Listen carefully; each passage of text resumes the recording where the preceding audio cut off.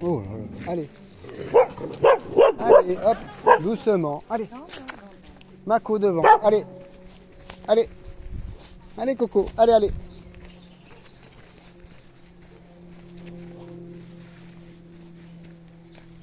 Voilà, typiquement, c'est un bois, mais ça passe très bien.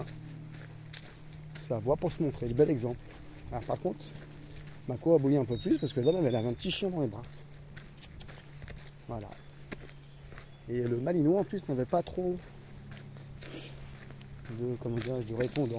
Un peu, il avait un peu l'air soumis.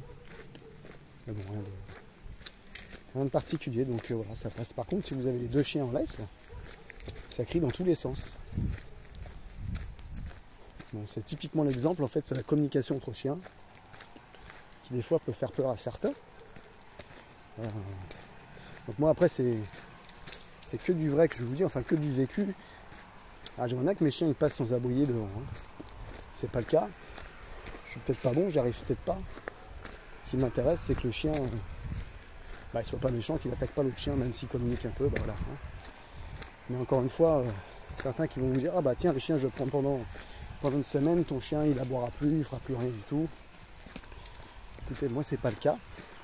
La seule chose c'est que un chien qu'on entend beaucoup le mot réactif, ça veut dire quelque chose, hein. Mais un chien qui aboie en laisse, il faut identifier le pourquoi il aboie.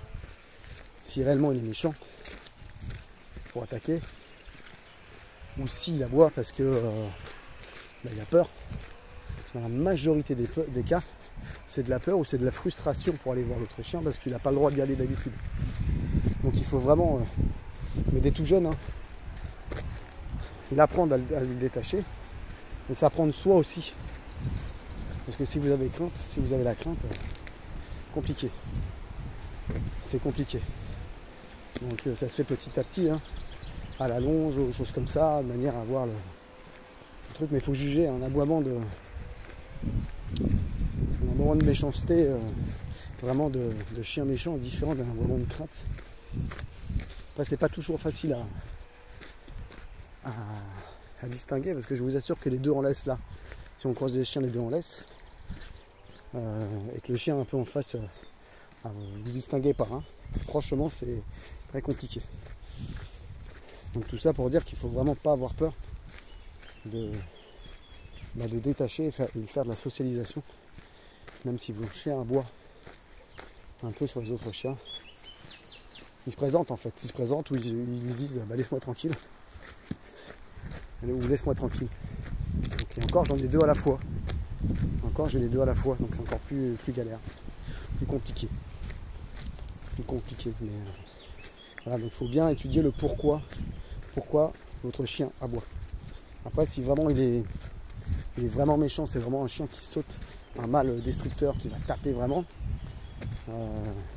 Pour le définir, il faut tester dans tous les cas. Après vous le voyez, mais après une muselière qui se fasse pas mal, qui fasse pas mal aux autres chiens.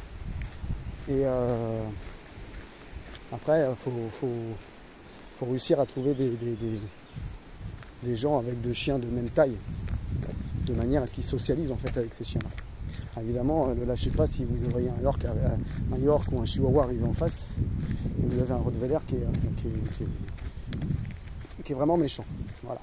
C'est pour ça que moi aussi je préfère, même si mes chiens c'est pas des Rottweilers, avoir des chiens un peu répondants en face, qui ont un certain gabarit, plutôt que de croiser des petits caniches ou des petits Yorks sans aucun préjugé. Hein. J'aime bien tous les chiens. Pas ça, mais un malinois, un berger allemand ou un rat aura plus de répondants face à mes chiens qu'un chihuahua. Voilà. Allez, voilà.